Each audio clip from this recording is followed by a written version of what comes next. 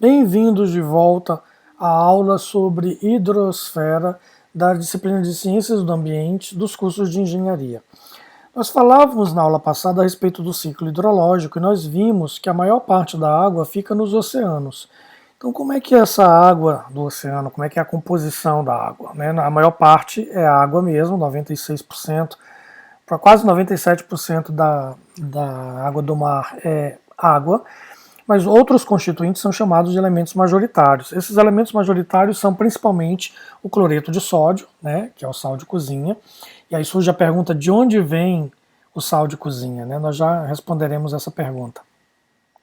O sulfato, o magnésio, o bicarbonato, o cálcio, o potássio e outros constituintes chamados de minoritários, que têm aproximadamente 0,002% de massa quando comparado, né, ao total de água do mar. Então, esses constituintes, quer sejam majoritários, quer sejam minoritários, eles têm o seu papel e têm a sua importância.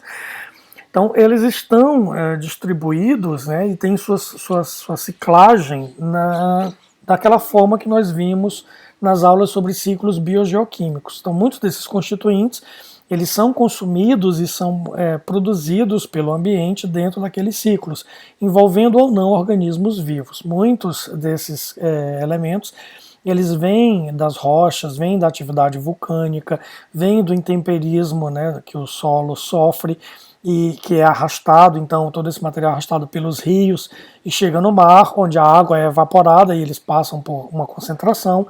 Enfim, cada um deles tem seu ciclo, seu caminho para chegar no mar.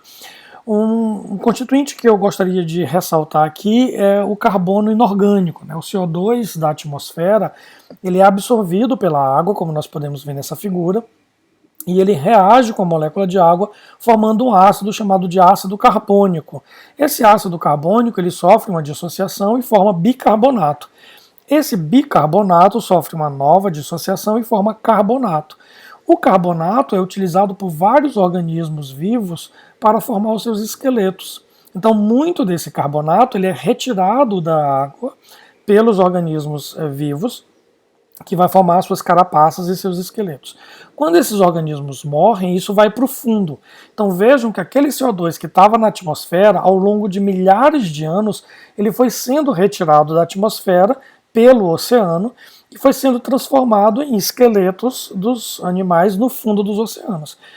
Ao longo do tempo, esse material foi se depositando, né, e outro material foi se depositando por cima, que são os sedimentos, e ele foi sendo compactado, né? Ao longo de milhares de anos, com temperatura e pressão, esse material pode virar petróleo. E nós vamos lá, furamos esse poço de petróleo, retiramos esse material de lá e queimamos, levando de volta para a atmosfera o CO2 que os oceanos levaram milhares de anos para retirar. Então nós estamos devolvendo para a atmosfera esse CO2, aumentando as concentrações de CO2 na atmosfera pela queima desses combustíveis fósseis. Outra coisa extremamente importante de entender é que a distribuição dos elementos na água do oceano não é igual. Eu não tenho os oceanos com a mesma composição no mundo todo. Cada região dos oceanos acaba recebendo contribuições maiores ou menores dos continentes e isso acaba afetando a distribuição dos constituintes dos oceanos. Então, só para a gente ter uma ideia, esse mapa mostra a salinidade do oceano. Nós percebemos que tem muito mais salinidade no Oceano Atlântico do que no Oceano Pacífico, por exemplo. E muito se deve à entrada de água de rios, né? Então, aqui no Oceano Atlântico nós temos vários continentes ali próximos, desaguando rios ali e trazendo material do continente, que se dissolve na água e que ao evaporar então essa água, aumenta ou garante, né, a presença desses sais ali dissolvidos. Enquanto que o Oceano Pacífico, como ele tem uma grande massa de água e bem menos contribuição dos continentes, você tem uma água menos salgada. Bom, a força iônica, então, ela é dada, né, por essa fórmula, a gente pode calcular essa força iônica a partir dos íons que estão dissolvidos na água. Então esses cálculos existem para que a gente possa entender o efeito dessa força iônica sobre as atividades das várias moléculas que estão dissolvidas ali. Quando a gente fala sobre as reações químicas, elas não acontecem realmente do ponto de vista da concentração, e sim do ponto de vista da atividade, ou seja, a concentração de uma substância é diferente da concentração efetiva que ela está disponível para reagir. E essa atividade, que é a concentração efetiva, né, de cada substância, é extremamente afetada pela força iônica, que é calculada da forma que vocês podem ver aqui. Então, uma água mais salgada afeta as reações químicas de uma forma diferente daquilo que acontece na água doce. Se nós pensarmos na tabela periódica, vários desses elementos estão presentes na água do mar e alguns deles são extremamente importantes para os organismos vivos.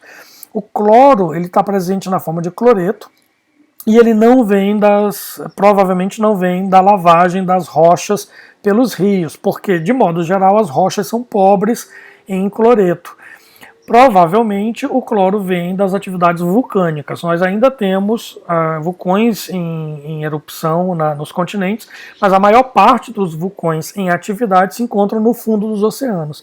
E eles aportam cloreto na forma de ácido clorídrico.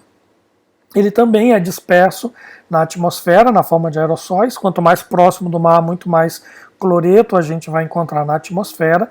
E ele contribui grandemente para a força iônica dos oceanos, que vão contribuir para os vários processos, como eu acabei de falar.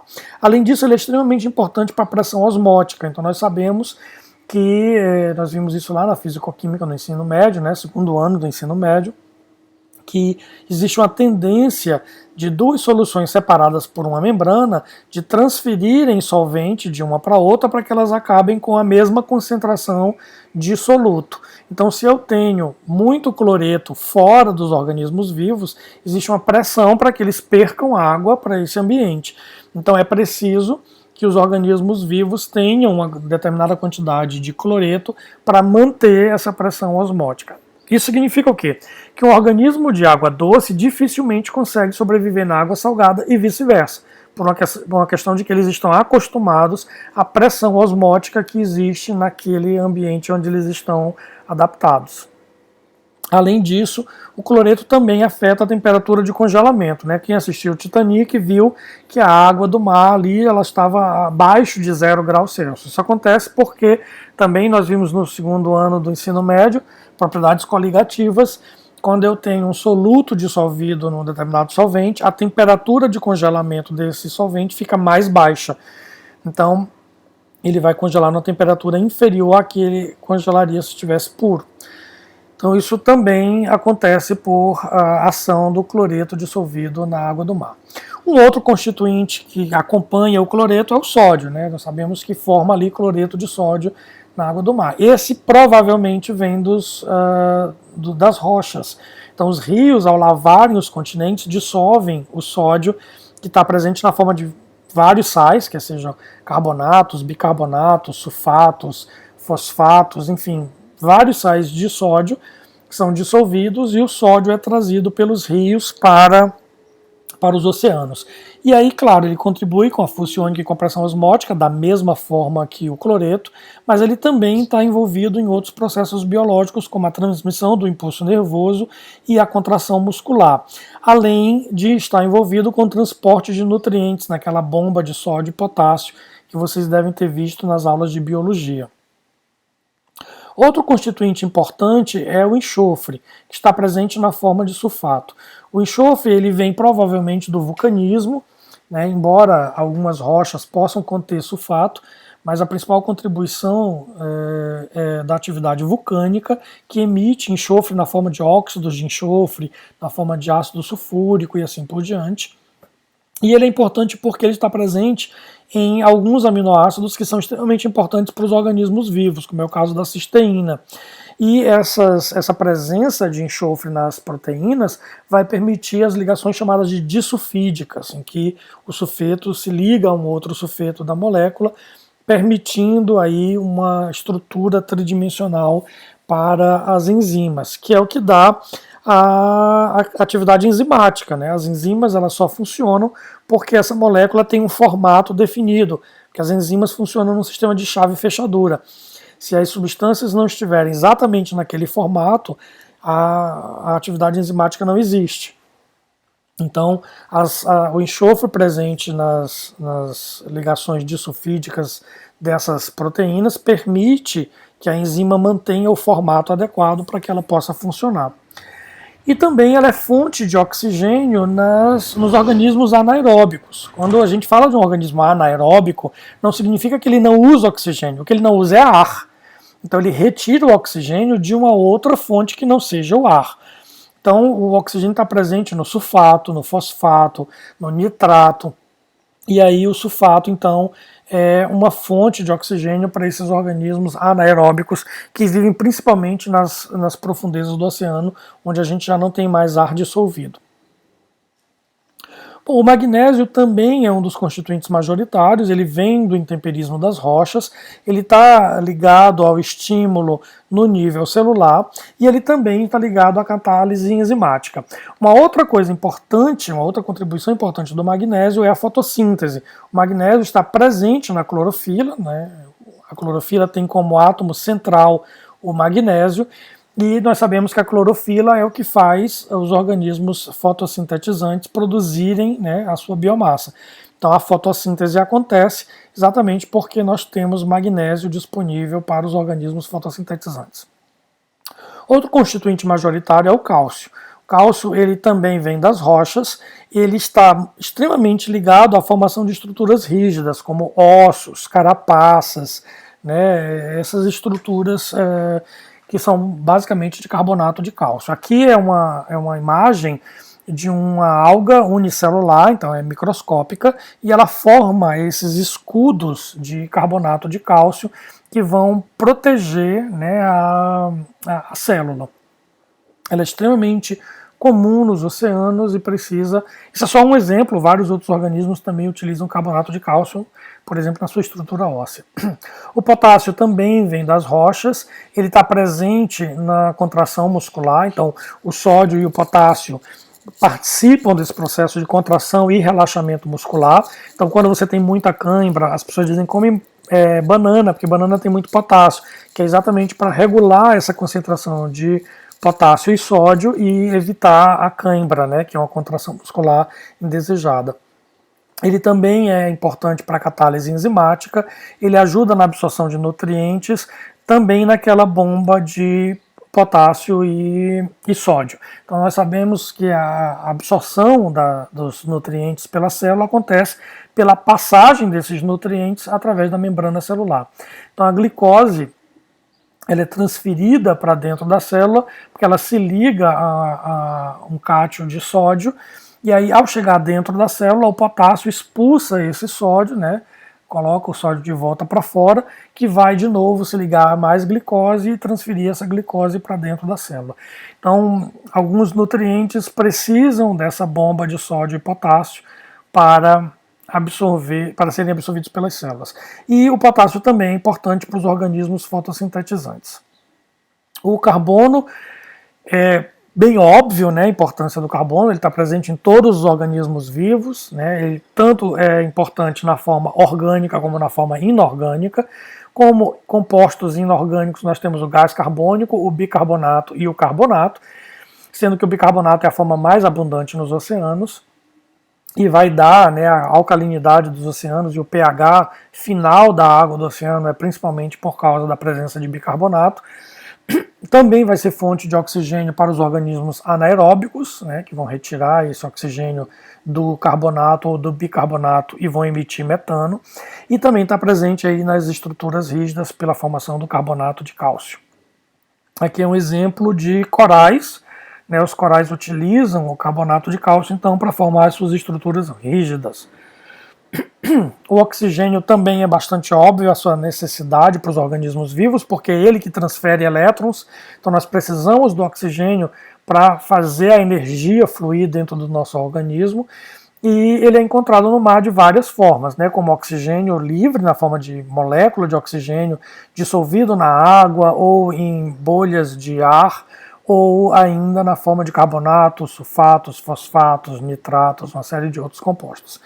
ele é produzido na fotossíntese e ele é consumido na respiração. O bromo é um composto já minoritário. Agora, dentro dos minoritários, nós temos vários constituintes que são extremamente importantes para os organismos vivos, ainda que eles estejam presentes em pequenas concentrações. Todos esses minoritários vão acabar somando muito menos do que 1% dos sais dissolvidos. Ele pode estar presente na forma de brometo, embora outras formas de bromo possam ser encontradas, principalmente porque as algas transformam o brometo em bromometano, que é uma substância tóxica e que também afeta a camada de ozônio. Então vejam que a presença também de muitas algas é prejudicial para o ambiente, porque vai produzir uma grande quantidade de bromometano. É importante que exista um equilíbrio entre os organismos vivos e que a quantidade de alga produzida no ambiente seja suficiente para alimentar os herbívoros que vivem ali, mas que não haja um excesso dessas algas, porque elas podem produzir substâncias tóxicas, né? Um dos exemplos é o bromometano, mas existem outros.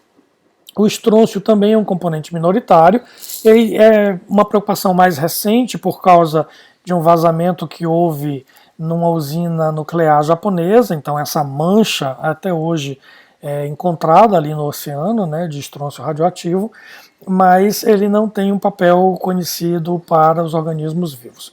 O boro ele está encontrado como borato. Ele também contribui para o pH dos oceanos, né, para a alcalinidade do oceano, contribuindo aí um pouco com o tampão dos oceanos, e por isso ele é importante para manter o pH no nível adequado para a vida.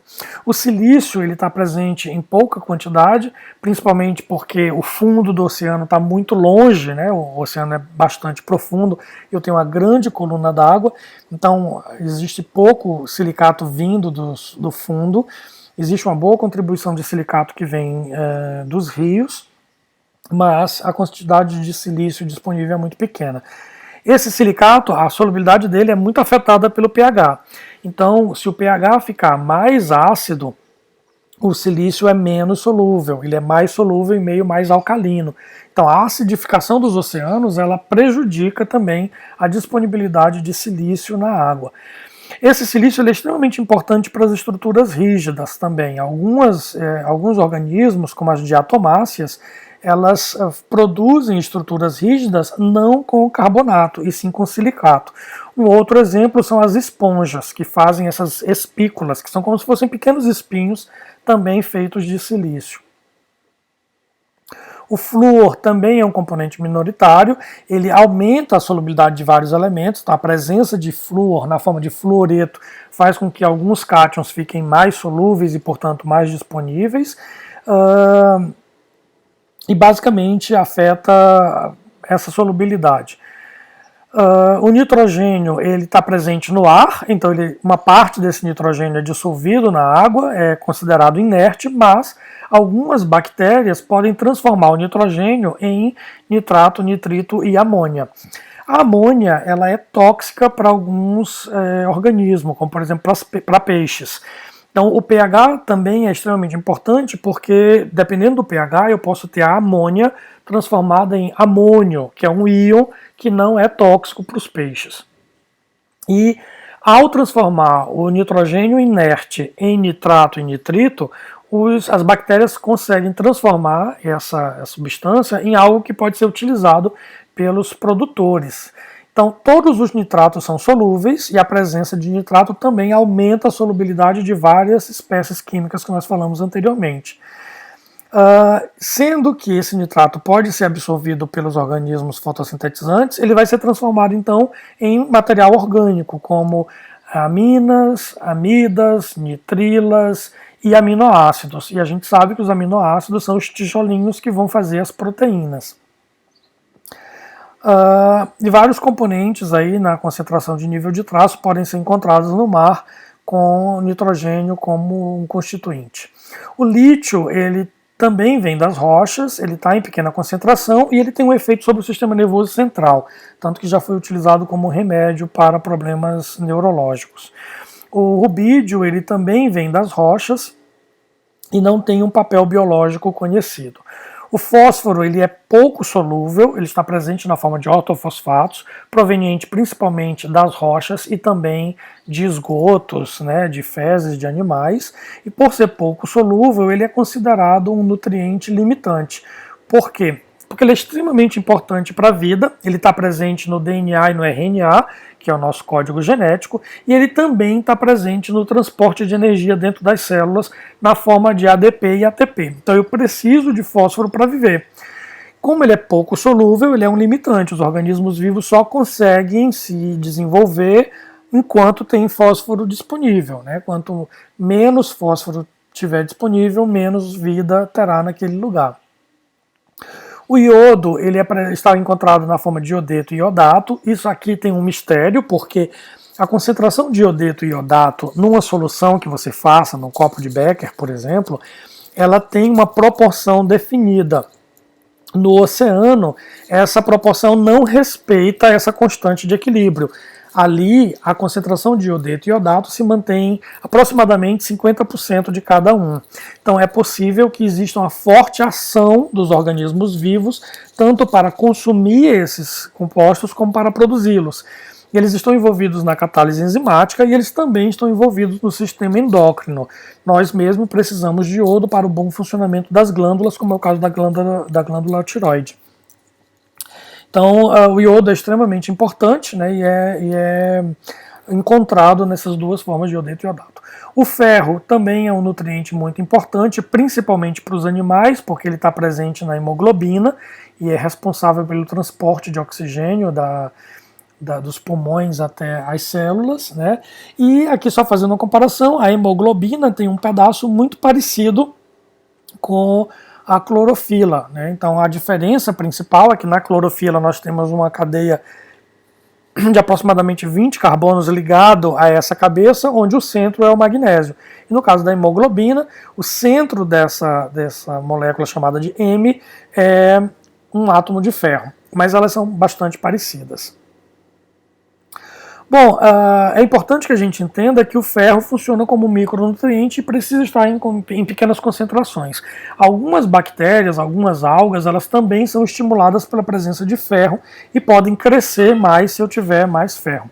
Esse gráfico mostra um pouco disso porque houve um empresário estadunidense que lançou sulfato ferroso no oceano, na área do Canadá, não na área dos Estados Unidos, porque ele ia responder um processo. Ele jogou isso na costa do Canadá para estimular o crescimento de algas, porque ele acreditava que assim haveria a formação, né, desses micro-organismos e a fotossíntese, retirando o CO2 da atmosfera. Mas na verdade ele criou um problema por causa de um grande crescimento de algas que produzem substâncias tóxicas, como a gente viu, bromometano, clorometano e outros compostos tóxicos. O zinco também é um micronutriente extremamente importante para o crescimento e para o sistema imunológico.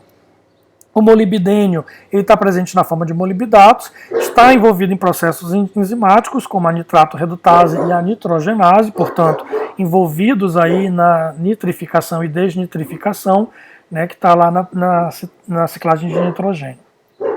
Bom, de modo geral, esses são os principais constituintes da água do mar, embora muitos outros compostos, inclusive compostos orgânicos, possam estar presentes em pequenas concentrações e sendo muito influenciados pela proximidade da costa. Quanto mais próximo da costa, maior influência vai sofrer das descargas que vêm dos rios. Bons estudos e perguntas, questões podem fazer ali no ambiente virtual de aprendizagem.